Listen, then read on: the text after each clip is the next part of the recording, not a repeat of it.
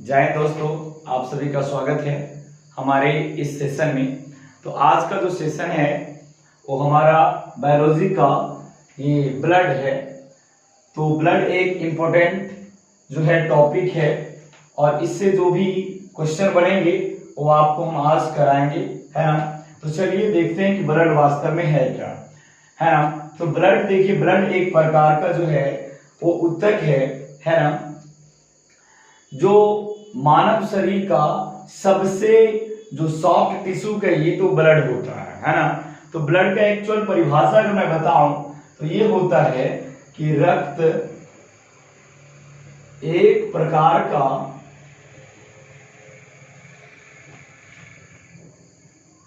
तरल संयोजी ऊतक है। ध्यान दीजिए, ये जो रक्त है वो एक प्रकार का तरल संयोजी ऊतक है। तरल कहने का मतलब ये हुआ कि ब्लड जो है वो बॉडी के अंदर लिक्विड फॉर्म में होता है, साथ ही साथ संयोजी यानी कनेक्टिव टिश्यू, यानी blood is a liquid connective tissue, यानी ब्लड जो है हमारे बॉडी के अंदर लिक्विड फॉर्म में होता है। साथ ही साथ जो ब्लड होता है उसके द्वारा बॉडी जो है वो कनेक्ट रहा, बॉडी से सभी अंग क्या होते हैं, कनेक्ट होते हैं। यानी रक्त जो है सभी अंगों को कनेक्ट करने का काम करता है, इसीलिए इसको संयोजी कहा जाता है। और ये कोशिकाओं का ग्रुप होता है। रक्त जो होता है वो कोशिकाओं का ग्रुप होता है, इसीलिए रक्त को जो है ऊतक कहा गया है। यानी वास्तव में रक्त एक प्रकार का तरल संयोजी ऊतक होता है। ये इंपॉर्टेंट लाइंस आपको याद रखनी है। दूसरी बात जो है वो जो रक्त होता है, रक्त हल्का, जो रक्त होता है वो हल्का क्षारीय होता है, यानी blood is a slightly basic nature का होता है, क्षारीय होता है। यानी रक्त का जो नेचर होता है वो बेसिक नेचर का होता है। इसके पीछे ये रीजन है कि जो रक्त होता है वो रक्त का जो पीएच वैल्यू होता है, रक्त का पीएच जो मान होता है वो 7.4 होता है। आप लोग अगर पीएच स्केल पढ़े होंगे तो उसमें एक चीज है कि देखिए 7, अगर किसी चीज का पीएच वैल्यू 7 है तो वो उदासीन होता है। क्या होता है? उदासीन। अगर किसी का पीएच वैल्यू 7 से क्या है, कम है, तो वो अम्लीय होता है। अगर किसी का पीएच वैल्यू 7 से अगर ज्यादा है तो उसका जो नेचर होता है वो क्षारीय नेचर का होता है, क्षारीय नेचर का होता है। आप लोग ध्यान दीजिए कि रक्त जो होता है उसका पीएच वैल्यू 7.4 होता है। कितना होता है? 7.4 होता है, इसीलिए रक्त जो है हल्का क्षारीय होता है। दूसरी बात आप जानिए कि रक्त जो है वो रक्त शरीर का सबसे मुलायम ऊतक है। अगर आपसे पूछा जाए कि शरीर का सबसे मुलायम ऊतक कौन सा होता है, यानी सॉफ्ट टिश्यू कौन सा होता है, तो वो रक्त होता है। क्या होता है? रक्त होता है। आपको ये बात ध्यान रखना होगा कि शरीर का सबसे जो मुलायम ऊतक होता है वो रक्त होता है, ठीक है। अब दूसरी बात, जो रक्त का अध्ययन, यानी जो रक्त का अध्ययन, स्टडी ऑफ ब्लड, रक्त का अध्ययन को हम लोग बोलते हैं हेमाटोलॉजी। ओके, रक्त के अध्ययन को हम लोग जो है हेमाटोलॉजी कहेंगे। आपसे पूछा जाएगा कि ब्लड का अध्ययन क्या कहलाता है, तो हेमाटोलॉजी कहलाता है, ठीक है। आप ध्यान रखिएगा। दूसरा एक और क्वेश्चन बना सकता है कि रक्त बनने की प्रक्रिया, रक्त बनने की प्रक्रिया, है ना, ब्लड फॉर्मेशन प्रोसेस जो है वो क्या कहलाता है, तो वो कहलाता है हेमाटोपाइसिस, यानी रक्त जिस प्रोसेस के द्वारा बनता है उस प्रोसेस को हेमाटोपाइसिस कहते हैं। This is very important lines है, ये जो है आपको इंपॉर्टेंट लाइंस के अंतर्गत आता है ना। ये ब्लड का सबसे इंपॉर्टेंट क्वेश्चन में से एक है कि रक्त का अध्ययन हेमाटोलॉजी कहलाता है और रक्त बनने की प्रक्रिया को हेमाटोपाइसिस कहते हैं। ठीक है, तो ये बात आपको ध्यान रखना है। एक बात और आपको ध्यान रखना है कि जो रक्त होता है, रक्त जो है वो शरीर के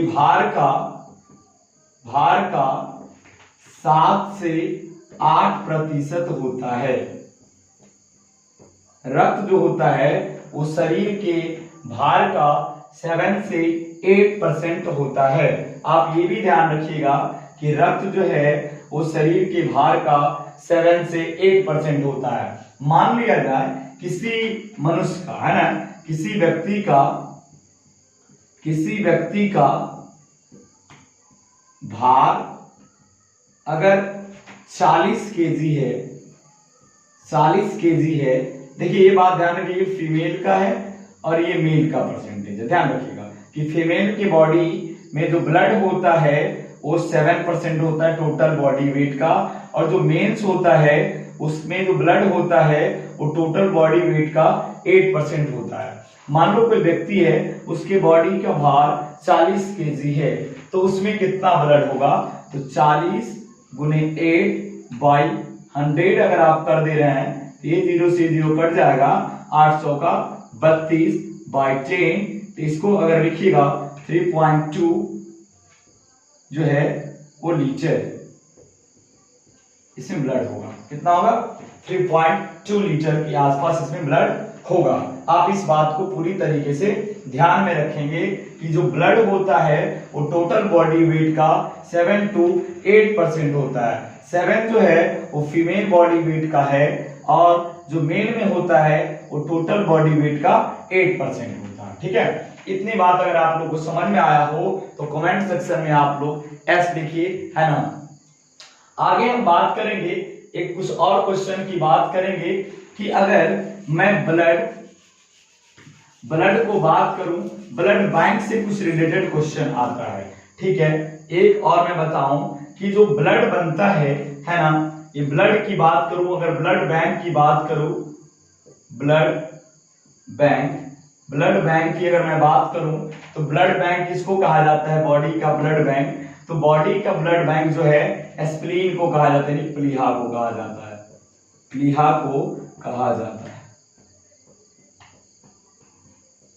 बॉडी का ब्लड बैंक किसको कहते हैं? वो प्लीहा को कहा जाता है। ठीक है, अगर मैं एक चीज और बात करूं कि ब्लड दान, कोई व्यक्ति अगर ब्लड अपना देना चाहता है तो ब्लड दान करने की एक्चुअल एज क्या होता है ना।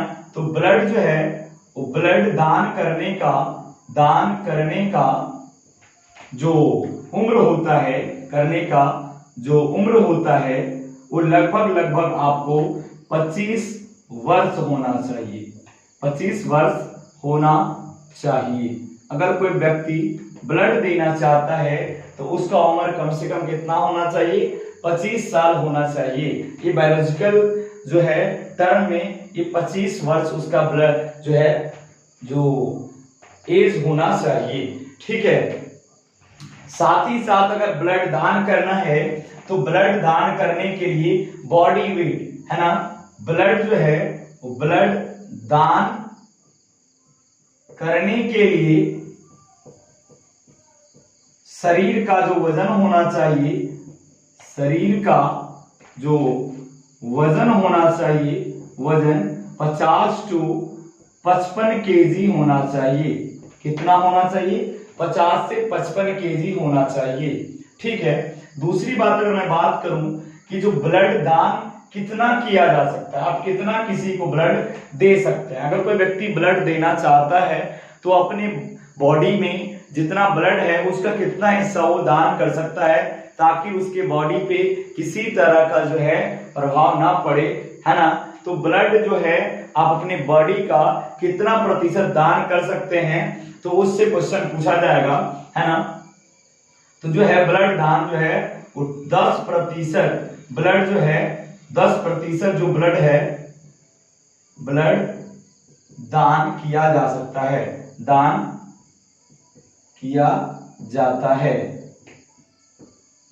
ठीक है, अगर आपको ब्लड दान करना है ताकि आपके बॉडी पे किसी प्रकार का असर ना हो तो ब्लड दान अपनी बॉडी में जितने ब्लड है उसका 10% आप दे सकते हैं किसी को। ठीक है, अगर दोबारा दान करना है ना, दोबारा ब्लड दान करने का जो रक्त दान करने का जो रक्त दान करने का जो करने का अंतर जो है अंतर, यानी आप दोबारा रक्तदान कब कर सकते हैं, तो रक्तदान करने का अंतर जो है वो आप है 15 दिन के अंदर आप दोबारा दान कर सकते हैं। यानी जो है वो 15 दिन के बाद ब्लड दोबारा दान किया जाता है। 15 दिनों के बाद दोबारा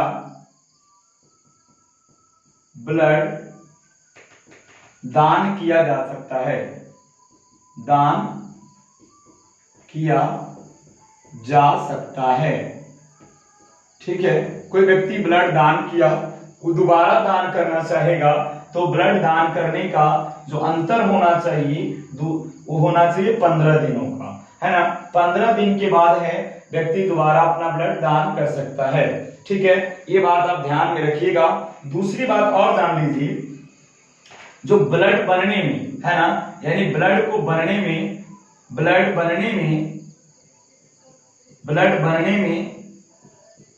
48 घंटों का समय लगता है। शरीर में ब्लड बनने में कितना घंटा का समय लगता है ना। आप जो भोजन किए तो भोजन करने के बाद जो है ब्लड कितने घंटे के अंदर नया ब्लड का फॉर्मेशन होगा, तो 48 घंटे के अंदर जो है वो ब्लड का फॉर्मेशन हो जाएगा। तो अगर आप लोग लिखना चाहिएगा तो आप लिख सकते हैं। ठीक है, तो हम मिटा देंगे। दूसरी बात जो है आप ऊपर से मिटा देंगे, आप लोगों को अगर स्क्रीनशॉट लेना है तो आप ले सकते हैं। ठीक है, चलिए, तो अगर आपको सेशन अच्छा लग रहा है तो आप अपने साथियों को भी शेयर कर सकते हैं। इस तरह का वीडियो पाने के लिए आप हमारे चैनल से जुड़ सकते हैं। आपको जो है जो भी कंपटीशन एग्जाम में बायोलॉजी से क्वेश्चन पूछा जाएगा या साइंस, बायोलॉजी, केमिस्ट्री, फिजिक्स से क्वेश्चन पूछा जाएगा वो हम आपको अपने चैनल के माध्यम से कराने वाले हैं। आज से जो है वो दिवाली से जो है हमारा क्लास कंटिन्यू शुरू हो जाएगा। तो कल से जो है दिवाली है, तो उससे पहले मैंने स्टार्ट कर दिया बैच। दूसरी बात है कि ब्लड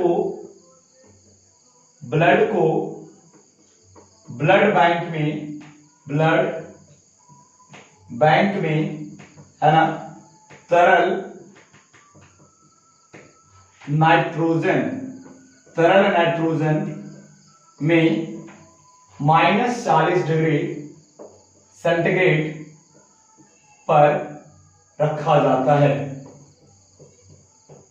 ध्यान रखिएगा कि अगर किसी व्यक्ति का ब्लड को निकाल करके ब्लड बैंक में जो रखा जाता है तो ब्लड बैंक में रखने के लिए है ना वो ब्लड बैंक में उस ब्लड को लिक्विड नाइट्रोजन में जो है वो -40 डिग्री सेंटीग्रेड पे रखा जाता है। अब ये भी आपसे क्वेश्चन बनेगा कि ब्लड बैंक में ब्लड को कितने दिनों तक सुरक्षित रखा जा सकता है। ये क्वेश्चन इंपॉर्टेंट है कि ब्लड को ब्लड बैंक में किस में रखा जाता है, तो लिक्विड नाइट्रोजन में रखा जाता है।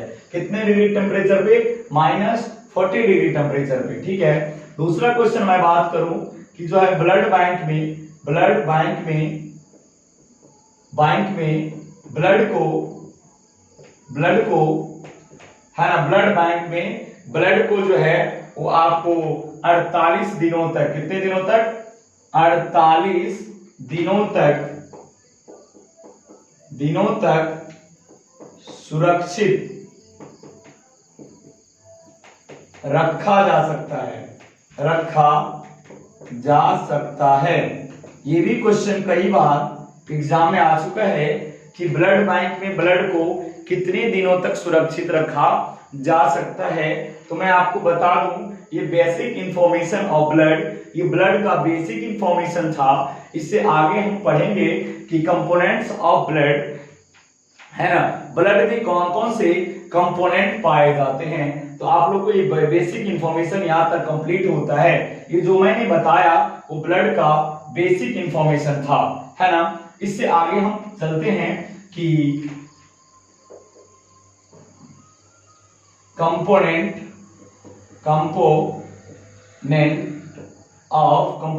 Of blood. हिंदी में मैं बात करूं इसको रक्त के घटक। तो रक्त में कितने तरह का कंपोनेंट होते हैं, इससे क्वेश्चन आपको आएगा कि, है ना, कि ब्लड में कितने कंपोनेंट्स पाए जाते हैं, कितने प्रकार के, है ना। तो ब्लड में 2 तरह के कंपोनेंट्स मिलेंगे आपको। ब्लड में कितने तरह के कंपोनेंट्स मिलेंगे, 2 तरह का, ठीक है। वो पहला कंपोनेंट को हम लोग बोलते हैं सॉलिड कंपोनेंट।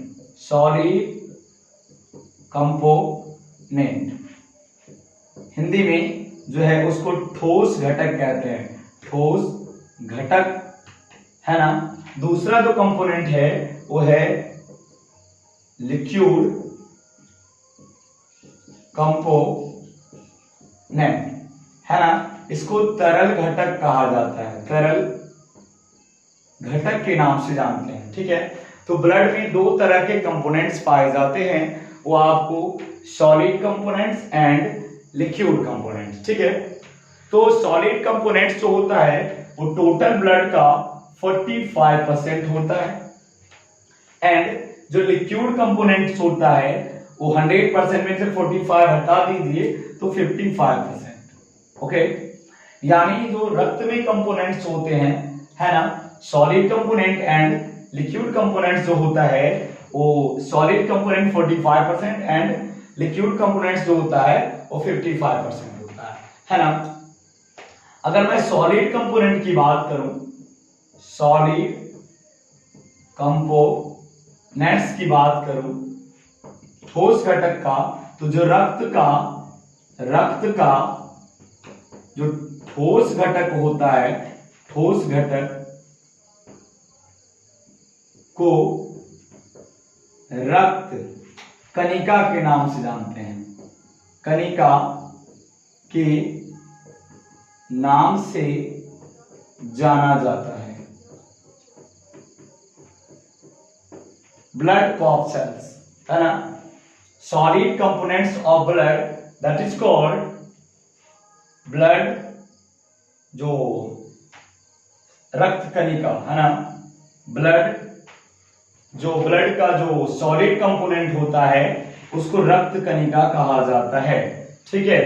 वो आप ध्यान रखिएगा, सॉलिड कंपोनेंट को ब्लड कॉर्पसेल्स के नाम से जानते हैं। क्या बोलते हैं इसको, देखिए, ब्लड कॉर्पसेल्स। और दूसरी बात अगर मैं बात करूं, ये जो सॉलिड कंपोनेंट होते हैं, यानी ठोस घटक जो है, ठोस घटक 3 प्रकार के होते हैं, 3 प्रकार के होते हैं। कितने होते हैं, 3 प्रकार के, है ना। पहला का नाम है, अगर मैं इसको लिखूं तो RBC, इसको रेड ब्लड कॉर्पसेल्स बोलते हैं, red blood corpuscles, red blood corpuscles. और दूसरा का नाम है WBC, इसको व्हाइट ब्लड कॉर्पसेल्स। और तीसरा का नाम है जो RBC, दूसरा का WBC, और तीसरा का नाम है प्लेटलेट्स। क्या बोलते हैं इसको, प्लेटलेट्स, ठीक है। तो ये 3 तरह का है, हिंदी में इसको बोलते हैं लाल रक्त कणिका, दूसरा का नाम है श्वेत रक्त कणिका, और तीसरा का नाम है रक्त बिंबाणु। आप इतना बात याद रखिएगा। जो रेड ब्लड सेल्स होता है उसका एक और नाम है ना, एरिथ्रोसाइट, एरिथ्रोसाइट्स भी इसको कहते हैं। और जो श्वेत रक्त कण है उसको ल्यूकोसाइट्स के नाम से जानते हैं, ल्यूकोसाइट्स। और जो प्लेटलेट्स है, इस सभी प्लेटलेट्स को हम थ्रोम्बोसाइट नहीं बोलेंगे, इसका एक और नाम है थ्रोम्बोसाइट्स। ध्यान रखिएगा कि एरिथ्रोसाइट आरबीसी को कहा जाता है, ल्यूकोसाइट डब्ल्यूबीसी को कहा जाता है और थ्रोम्बोसाइट प्लेटलेट्स को कहा जाता है। चलिए एक और कंपोनेंट्स मैंने बात किया था आपको, है ना, इसको मैं थोड़ा रफ कर लूं, अगर आप लोग स्क्रीनशॉट लेना चाहते हैं तो आप ले सकते हैं, ठीक है। चलिए अगर मैं सॉलिड कंपोनेंट को मैंने पढ़ा, इसको सबको आगे मैं क्लास में डिस्कस करूंगा, लंबा हो जाएगा क्लास, इसलिए मैं नेक्स्ट वीडियो में इसको भी बताने का प्रयास करूंगा, है ना। तो कल का जो मेरा टॉपिक होगा वो सॉलिड कंपोनेंट्स, है ना, टोटल सॉलिड कंपोनेंट से जो भी क्वेश्चन बनेंगे उसको मैं डिस्कस करूंगा। एक दूसरा जो था आपको लिक्विड कंपोनेंट, है ना, लिक्विड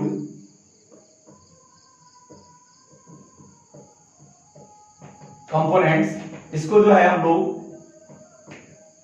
तरल घटक कहते हैं,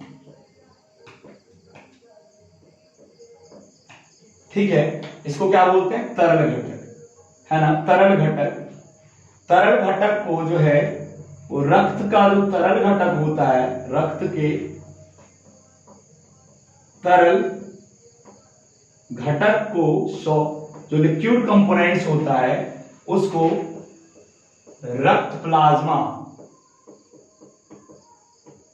ब्लड प्लाज्मा के नाम से जानते हैं, ब्लड प्लाज्मा के नाम से जानते हैं, प्लाज्मा के नाम से जाना जाता है, नाम से जाना जाता है, ठीक है। अगर मैं लिक्विड कंपोनेंट्स की बात करूं तो लिक्विड कंपोनेंट्स को जो है आपको रक्त प्लाज्मा के नाम से जाना जाता है, ठीक है। तो इतनी बात अगर मैं बात करूं इसमें, अगर मैं बात करूं रक्त प्लाज्मा में, तो एक लाइन और जान लीजिए कि रक्त प्लाज्मा में जो 90% जो है वो वाटर होता है और जो 6% जो है वो प्रोटीन होता है एंड 4% अन्य सब्सटेंस, अदर सब्सटेंस होता है, अदर ऑर्गेनिक एंड और inorganic, other organic and inorganic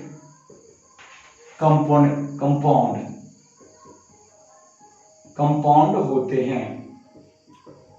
चलिए आप बात करेंगे कि ब्लड प्लाज्मा में 90% वाटर, 6% प्रोटीन एंड 4% जो है वो other organic and inorganic components पाए जाते हैं, ठीक है। तो अगर मैं बात करूं, आप लोग को मैं क्वेश्चन छोड़ के जाता हूं कि कल जो मैं डिस्कस करूंगा आगे की बैच में कि ब्लड में जो प्रोटीन्स होते हैं, ये ब्लड प्लाज्मा के अंदर जो प्रोटीन्स होता है वो कौन कौन सा होता है। ब्लड, आपको मैं एक क्वेश्चन दे देता हूं जो कल मैं आपको इस क्वेश्चन का आंसर बताऊंगा कि ब्लड प्लाज्मा में जो प्रोटीन्स होता है वो कौन कौन से प्रोटीन होते हैं, उनके नाम आप लोग कमेंट सेक्शन में आप उसका नाम मेंशन कर सकते हैं। जो कमेंट सेक्शन में मेंशन करेंगे नाम, उनका मैं लाइव के दौरान जो है उनका नाम लूंगा। तो आज का जो मेरा सेशन है ये रहा। कल मैं आप लोग को ब्लड जो कंपोनेंट्स था उस पर डिस्कस करूंगा, एक एक कंपोनेंट्स। पहले मैं सॉलिड कंपोनेंट्स को बता दूंगा, उसके बाद एक और वीडियो लिक्विड कंपोनेंट्स का, इसके बाद मैं ब्लड ग्रुप पढ़ाऊंगा, फिर ब्लड ट्रांसफ्यूजन पढ़ाऊंगा। इस तरीके करके लगभग 4-5 वीडियो के अंतर्गत आप लोग को पूरा ब्लड में करवा दूंगा। उसके बाद मैं जो है क्वेश्चन आंसर भी कराने का प्रयास करूंगा। तो अगर आपको ये सेशन मेरा अच्छा लगा तो आप अपने दोस्तों को शेयर कर सकते हैं ताकि उनको भी मदद हो जाए। अगर अच्छा लगा तो इसको लाइक प्लस सब्सक्राइब कर सकते हैं। अगर नहीं अच्छा लगा तो आपकी मर्जी। धन्यवाद।